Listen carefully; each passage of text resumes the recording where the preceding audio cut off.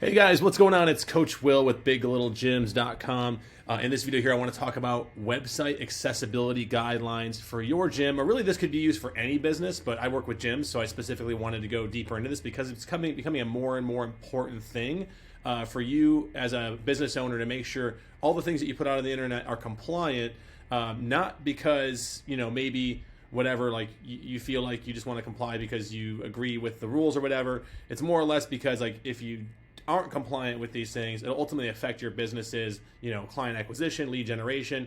Things like accessibility are 100% something that like needs to be built into the structure of your website, typically by a professional who knows what they're doing, because it is back-end things like the structure of the website's headings and head tags and HTML and the readability of the website, contrast on the page, structure of the page, things that are beyond just slapping together a website on some like do-it-yourself builder, which in general tends to hold back businesses anyways, right? Like self-building a website when you don't understand proper lead generation principles is probably already negatively affecting your business. So it makes sense that these things, you should know these things, right? And look for these things, whether you're doing it yourself or if you're paying an expert to do it. So I'm going to go over what these things are as well as how they'll negatively affect your business here. And what I'm going to do is include a link below this video to a blog post that has all this laid out for you in bullet points, so you can go through it. It's very, very important. It's important, and I want to say that like here at Big Little Gyms, when we build, what we do is we build websites as part of a very specific system that yields a specific end result for our customers, which is focused on client acquisition and growth, right? So here at Big Little Gyms, we don't just build websites to just be a website, right? Most gyms' websites are brochures. We don't build brochures. We build lead generation mechanisms, and as part of a bigger machine, that's job is to turn traffic, get more traffic, turn more of that traffic into leads, turn more of those leads into bookings, and turn more of those bookings into people that show up in the door. Because one thing I know with having owned a couple gyms myself, and also worked with over 1,000 gyms now, that if we can get them in the door, they're probably going to buy. So like our goal is to remove that friction and generate more leads, but also make sure the things that we're building for our gyms are built right and be essentially the webmaster for our clients, so they don't have to worry about these things and they have something that works and makes them far more money than it costs. That's the ultimate goal. Websites, not just some utility that you pay for just to hold space in the internet. It's something that when you put money into it and do it right, it should provide an ROI to you month over month, and it does for our clients, which is why our clients work with us for pretty much the lifetime of their business. All right, so let's go into this real quick.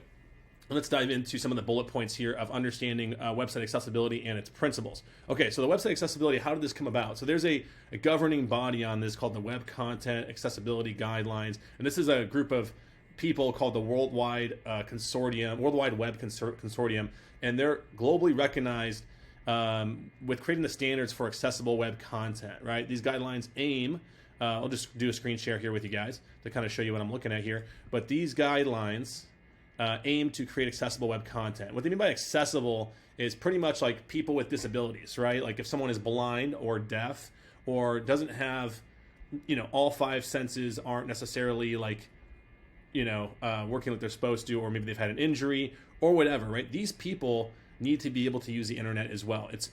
I think that's very important that we build things for people of all types, and people with disabilities can get the help that they need. And if your website's not built to compliance, then guess what? Like they not only can they not use it, but you're also making the internet a less welcoming place for them, right? And we want to make sure that someone who maybe they're born blind, right? And we want to make sure that like if they're looking for help on the internet, that the stuff we put out there is compliant for them. And here's the thing: is if you don't make it compliant for them, search engines like Google, Bing, all these search engines are going to penalize you anyway. So like you might as well do it right for the good reasons, but do it right also so your business doesn't get held back by this, because they're actually counting this in your website's SEO scores now. So when your website's built, it's built on a number of factors with search engine optimization in mind.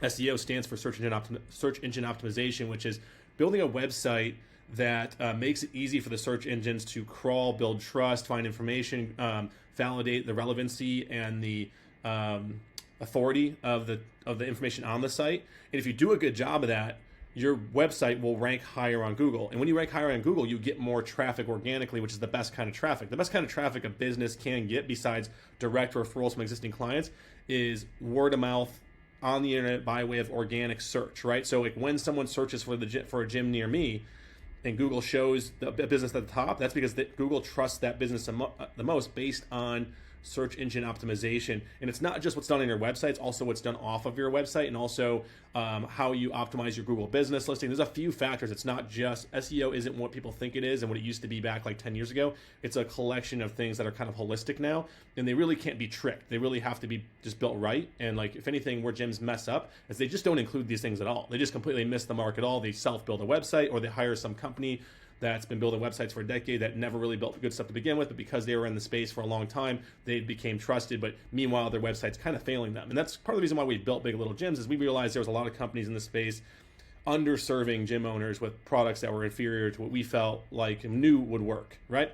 So anyways, it's important that you know these principles, right? So number one, is it perceivable? Does it interface with components? So a lot of people that have disabilities, they're using devices to interface with your website, right? Like a blind person might use, I forget what the Braille. It's called Braille. So they'll use Braille, and like those devices can take text on a website if the contrast is high enough between the text in the background. It can pick up the text and turn it into Braille that they can feel, right? There's interfaces that can do this, which is really, really cool. Or it can use sound and read it to them, right? But it has to be able to read the website. These devices have to be able to read the website. And if you're putting, low contrast text over a low contrast image, it's going to blend in like camouflage, and it's not going to be able to be read, right? So you have to have the formatting of the text done right. So that's also like on the page. So like when a website is structured and built right, it has what's called headings and paragraphs, and that's built into the HTML of the page, and those devices can read it. Not only can it read it, but also Google can read it, right? Google can read the headings in the site, and actually that's one of the things that like a lot of these companies that don't build very good websites for gyms, that are just kind of building placeholder websites and telling you it's good, we've looked at all of them. Most of them build websites and like there's no differentiation between any of the content on the page in regards to the structure of the page. So you have the HTML all looks just like one big wall of text, according, based on what Google and these accessibility tools are seeing. So like it can't properly convey the information on the page to the person. If you were a blind person and something was reading this to you, you would like to know like what's bold, what's a heading, what's a title and a subtitle. You would like to know what is a paragraph, because if you understand that structure, you know what's important and you can kind of follow along better, right? And it's really common sense in making these things readable for these machines and these interfaces and things on the internet that are helping these people do that. Is it operable? So can it navigate it, right? Is it the structure of the site? Is it clunky, which most websites are, right? I'll tell you that like most websites people still have to this day, and a lot of other companies that aren't building very good stuff, they build websites that are like way too many clicks, way too clunky, way too much friction for the person on the page. And that does two things. A, it makes it harder for accessibility to be achieved, because the more we have to click around, the harder it just makes it to navigate, versus like having the information on a page in a structured, cohesive way that takes someone down the page. And what that also does, interestingly enough, is that also works better for lead generation. When you structure the page properly in the way that people want to read and take in information, versus like a random a navigation bar with like 18 things to click on, and people don't have direction, you're not telling them what to do, you're just letting them click around aimlessly. Like there's no way for someone who's looking for accessibility on the page to understand what should I do next on this page, because it's a random collection of information. It's more or less a brochure, just and what do people do with brochures? They throw them away, right? So what a good website should do is meet them where they're at, help them understand that they're in the right place by talking about the problem, showing them how you solve the problem, going further down the page and showing them what you do and how it solves the problem, and then backing that up with some social proof, and then some calls to action, and then going further down the page to go into more than the minutia of like maybe what your hours are, where your location is, any frequently asked questions and things like that, right? When you have that in the right order, it reads like a book. And a well-written book is going to hook them at the beginning, it's going to keep them hooked in the middle, and it's going to take them to the bottom, to the finish, and hopefully they read the whole page. If they do that, by the time they get to the bottom of the page, they generally want to take action and do business with you, because if someone stays on the page longer, they are interested, right?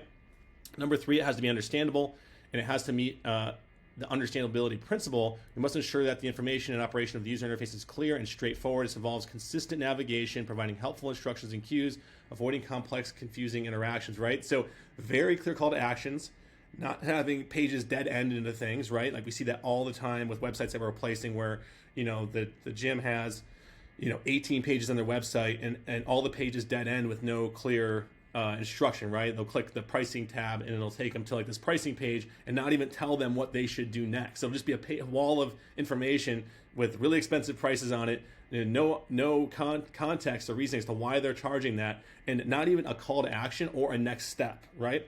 And someone, if you think about it, building a website for a person that maybe is eyesight impaired, like if you can build a website so they can navigate it, you can build a website that's going to convert better for lead generation in general, right? So these principles are going to help, you build better stuff or know what to look for in getting better systems and better tools and things built for you by companies like Big Little Gyms that work, because we build websites that we know convert, because at the end of the day, the website is not to be an informational brochure, it's to be a lead generation mechanism. Otherwise, what purpose does it serve? These people are coming there to do business with you and find out more about you and how they can do business with you. And if it's not serving that purpose, then it is not serving you at all. And we often see like a 2-3x increase in lead generation for most of the gyms we work with, because they usually already have traffic. They're just not converting it because the stuff is not built very well, right? Number 4, robustness. The robustness principle ensures that our website content is compatible with a wide range of user agents, including assistive technologies. By adhering to web standards and using valid and accessible code, we ensure our site's stability and usability across various platforms and devices. This is an important one because most drag and drop website builders, like a Wix website, a lot of these things don't build. They're very clunky. Like anything that has a user interface that's really easy to use, it's kind of like they're building a website on top of a website so you can drag and drop elements onto a website. A website isn't really a drag and drop thing. A website's actually a collection of code. So if they put something on the website to drag and drop things into the page, that's additional code that these assistive technologies have to try to sort through to figure out what here is actually content for the person to read, because we don't want them to be getting a bunch of mumbo jumbo code that's from the builder. And a lot of these like really cheap and expensive website builders that a lot of business owners will resort to using because they want to cheap out and shortcut and save money on a website. And they do two things. A, the opportunity cost of like cheaping out on a cheap website ends up costing them more in new business than they saved in a very short period of time, especially for a gym, like where if you get 2 clients, you can literally pay for a service like ours, like Big Little Gyms, and you can easily bleed 2 clients a month just from a poor website because you're not converting 5 or 6 or 7 or 10 leads that are landing on your page that are there to do business with you, but your website doesn't convert them. So the opportunity cost is greater than the actual cost of a good service to get this done right? So here's how you ensure compliance. I'm going to put this link down below so you guys can go through this. You're going to want to use semantic HTML, and like that's the way the website is structured on the back end. This is code, right? Alternative text. What alt text is like when you put an image on a website, the image has like a title, and that title becomes alt text, and the alt text needs to say what the image is, because the person, if they're say an eyesight impaired person, there's all these imagery on the page that might be important to the story on the page, and if they can't understand what that image is, then naturally, like, they're not seeing it in their mind, right? And so it's holding them back from having a full experience, right? Keyboard accessibility, navigating with ease, making sure your website like can navigate with an up and down arrow on your keyboard, and that it doesn't get stuck in certain sections. Making sure that like if they don't have a mouse or if they're using some other device to navigate the website, it'll work. Now the cool thing is you don't need to build any specific like tools in your website for these things. These systems that people with disabilities have, they already have the ability to read a website. The website has to be built right for accessibility for it to work properly. Otherwise, it gets clunky. Number 4, contrast ratio, making content pop. So like, don't make your website look like camouflage. That's bad in general for like people on your website. Anyways, when I've seen websites where people have like blue text over like dark images, and I'm like, that is so hard on the eyes, and people run away from that. And then they also like it has to pop. There has to be like it should be black text over white background or white text over black background to reach accessibility standards. But also, like, again, if it's easier on the eyes, people are more likely to stay on the page. Like, nothing annoys me more than when I get to a poorly designed website, especially being someone that has built thousands of websites, and they don't think about that thing. It's almost like they don't care about the person reading the page, or at least it feels that way, even though they might not be thinking about it because they built it themselves. But it feels like, man, you didn't think about like me reading this page, and you want me to read all this, and it's like it's hard on my eyes. I'm straining. Like, these things are not good, right? Responsive design, flexibility across devices. So this is really important. Something we focus big time on Big Little Gyms. At Big Little Gyms, when we build a website for a client, we focus making sure it's mobile optimized and for smaller handheld devices. And the reason why is because that's where 85% of the traffic is coming from. And it's funny, most website design companies build their websites on computers because the guys who build them, they work on a computer all day. They work on a big 24-inch monitor all day. So they build the website for a 24-inch monitor, and then when it gets scaled down to a responsive mobile device that's a 5-inch screen or a 7-inch screen, it moves everything around in a way that doesn't work for the person on the page, and it looks clunky and home built, and it's not effective, right? And also, like, you want everything as much as you can above the fold, and you want sections of the website to fill the page almost like they're reading a book, right? Like pages, right? But without having to go with click, click, click, they can just go down the page. It makes sense. It scales with the page. It goes down it. Because if you think about how social media is built, which is the most engaging platform right now on the internet that seems to hold people's attention the longest, social media, they don't make you click, click, click, click, click to see posts. They make you scroll because scrolling makes sense. I've read that. Let's go to the next thing. Let's go to the next thing. It's easy. It's very gentle to scroll up the page versus like click, wait, load. Okay, eyes have to find the top of the page again. It's more demanding on us cognitively to click and wait than it is to go down the page, especially on mobile devices. Number 6, headings and structure. This again is in the code of a site, like when you have a heading of a page, this page right now that I'm building for you guys, if I click on this is a heading, an H2 heading. This is a paragraph, right? And if the accessibility devices know where the headings are and the paragraphs are, I can tell the person, like, hey, this is a heading, very important. This is what the section is about, right? Versus if you didn't do that, it would just all mumbo jumbo into itself and feel like a wall of text, right? It's like when someone sends you like a gigantic wall of text on your phone, you're like, I'm not reading that. Give me the TLDR, right? Like, it's just very hard for a brain to, it needs structure and needs things broken up to understand, right? Video and audio accessibility, adding captions and transcripts to your videos. If you have video on a website, make sure it has captions. That way, if they're hearing impaired, they can read it, right? That's very, very important. It's originally why closed captioning came along.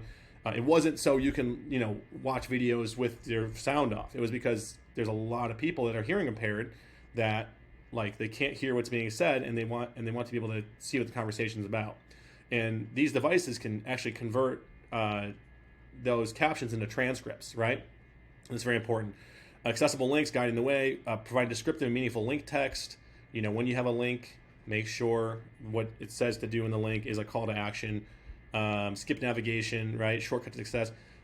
Incorporating a skip to main content. Like, this is really cool. We use this on our websites where, like, in the navigation bar, there's things they can click in the navigation bar, but they don't actually take you to different pages. They just scroll to sections of the website, and it skips to the content they're looking for. So if they are looking for pricing, rather than taking them to a separate pricing page, it just opens up the pricing section of the website or puts it in a pop-up. And that's super, super important for accessibility because, like, people don't want repetitive navigation, and they don't want to keep having to click through the website to go back and forth through the website. The best way I can put this to people is, like, the more you make people click around, the more you cost yourself leads, because website user view times these days in 2023 are about 18 seconds. 10 years ago, it was about 180 seconds. So you only have about 18 seconds for people to find what they're looking for. And if you make it clunky and make them have to, wait 2 or 3 seconds for every click on your website, which if they have a poor connection on their mobile device, and they're out on a mobile connection, that's what's happening, you're going to lose them very quickly. So it needs to work and work fast and skip navigation. Focus on indication, making interactions clear, consistent navigation, a path to familiarity, language declaration, speak to all audiences. You can actually, in your website, should have a language attribute that says that this is English, right? And also, when you do that, international users, which is also part of accessibility, is like, say someone's visiting your gym from out of town, they speak another language, and they prefer to read in that language. If you have the right language tags on your stuff, those devices can tell that this is written in English and convert it to, say, Japanese or Chinese or, Italian or whatever they are, right? Number 14, avoid pop-ups, autoplay. This is big. And this annoys me in general when you have a website where there's tons of pop-ups and autoplays.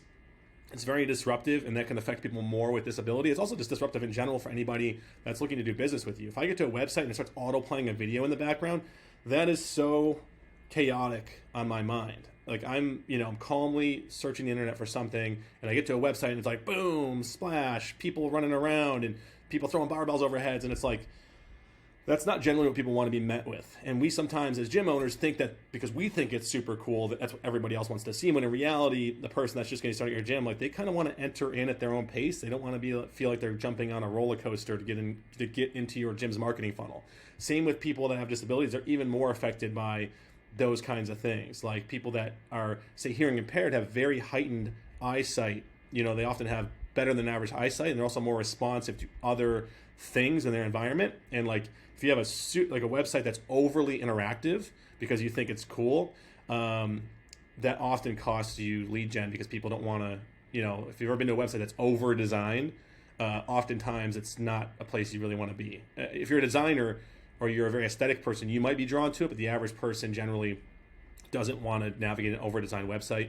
And then last is testing and auditing. There's actually tools on the internet that you can use to test your website's accessibility. Not all of them seem to follow the same paths and patterns, and a lot of them are usually trying to sell you their accessibility services, so they're going to tell you it's bad no matter what. So I would just use a guideline like this to go through the website and say hey, if I was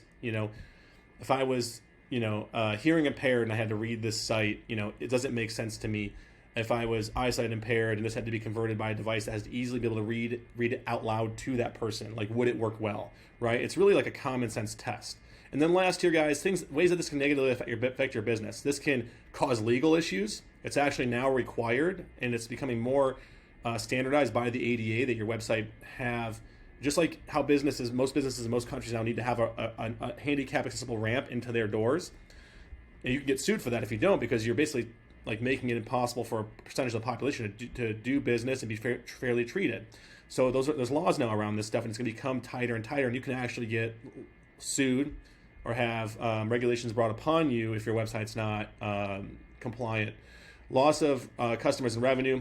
If your website's insensitive to this stuff, people aren't going to do business with you. It doesn't matter who they are, where they're from, what they believe in. If the website's clunky and hard to use and people with disabilities can't use it, then probably people who don't have disabilities and are perfectly able-bodied in all their senses are probably not going to like it either.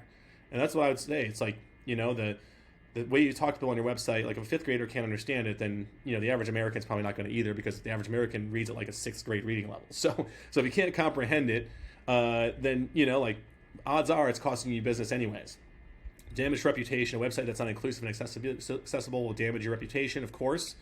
You don't want to get on the bad side of that. Once people start creating a reputation around you not caring about people, it's really hard to come back from that, right?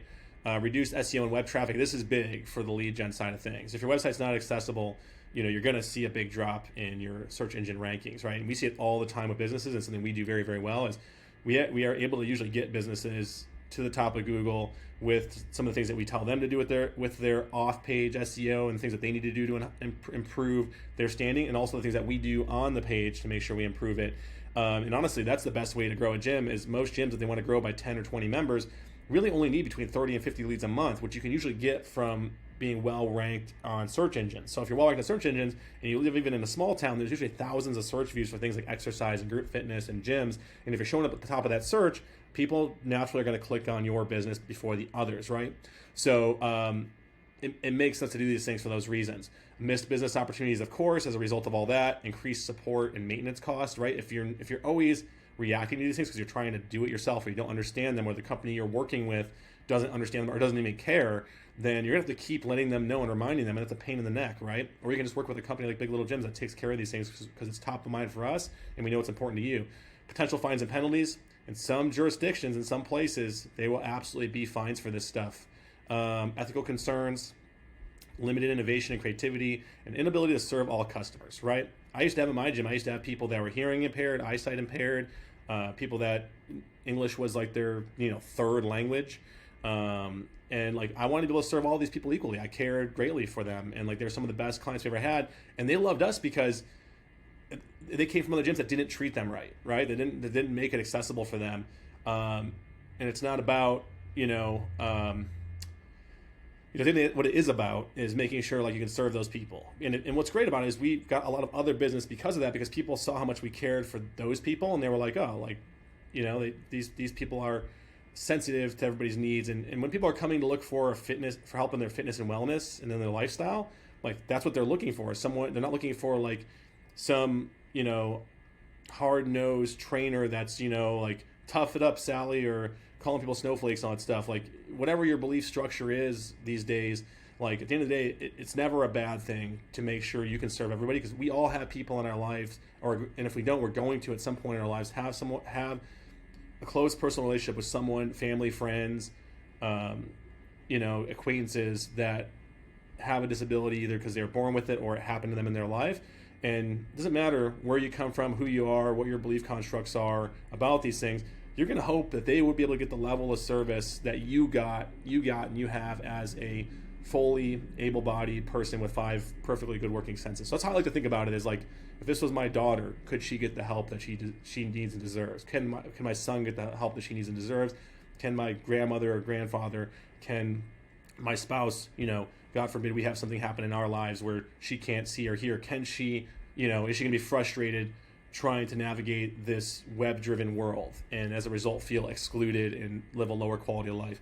I don't want that. No one else wants that. These are things to think about and reasons to make sure you do it right outside of building a better business, right? If you think about it, no matter what you do on social media or on search engines or whatever these things are that send us traffic where people are finding us, they ultimately land on your website, right? So whether or not it's for accessibility reasons or not, you should do it right, because ultimately it's going to cost you money. And far too many business owners cheap out, shortcut, or they don't cheap out. They hire companies that aren't vetted or companies that have been around for a long time, and there's no accountability there. Because the gym owner doesn't know any different between what's good and what's bad until they work with a company like ours. And like, holy cow, I feel like I should have been doing this sooner because my business has turned around, because ultimately all that traffic they're doing, all these things, social media posts, ads, Google, all these things are flowing into their website. And that's often where the bottleneck occurs, where you could be getting thousands of visitors a month and traffic on your website because it doesn't convert, because it's not built right. At the end of the day, they don't opt in. They just click back and go to the next guy because the next guy's stuff is built right.